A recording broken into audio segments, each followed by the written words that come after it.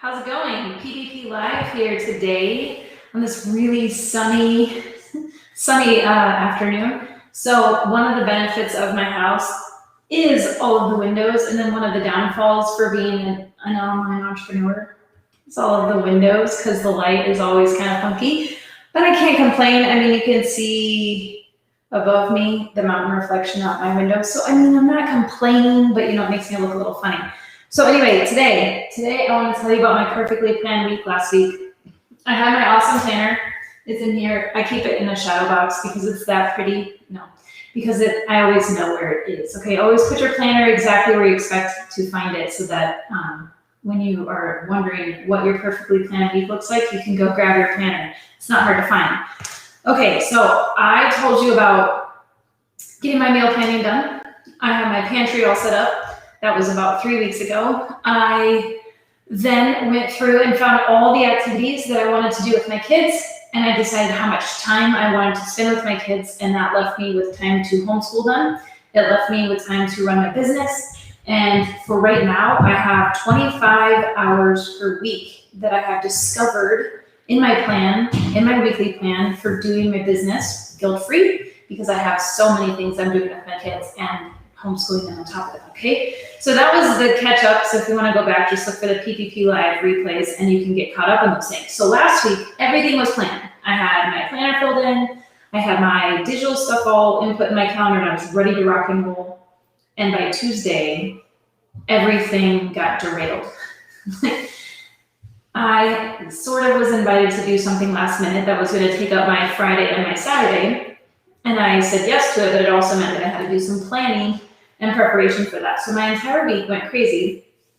And then when I got done with that, I woke up and was like, okay, well, I'm just gonna get back on track. And instead of doing this one thing, I just would jump into my schedule. I'm like, okay, so it's 8:15 or 7:45, or one morning it was like 5:30 in the morning.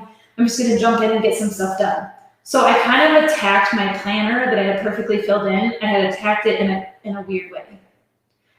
And so that didn't help me fulfill or follow my plan for the entire week.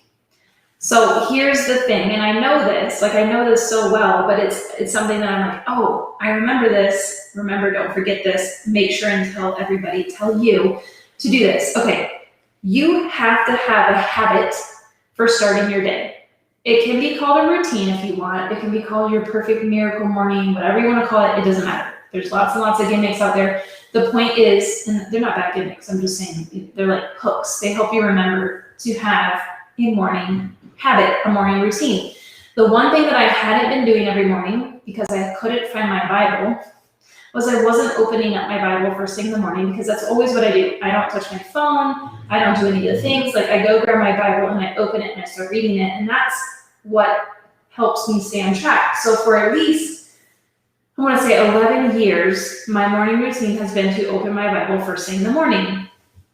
If you do that one habit, whatever your habit is, it helps you do the second habit. Okay, so by opening my Bible and doing my Bible study, I have completed that first step. The second step is typically for me to go and do my little hour of power for my business. So I have a little checklist. It tells me all the things to do for exactly 60 minutes. It's all pertaining to social media. And I go do that, and there's little timers that go with it, and then I put my phone away again, okay?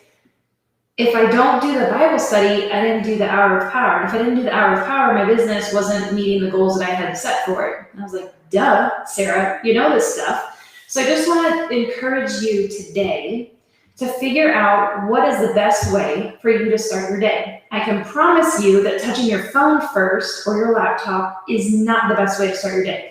Don't go checking your Facebook. Don't go checking your Instagram. I don't care if your business is built on social media. So's mine. I don't care if you're a blogger, podcaster. So am I.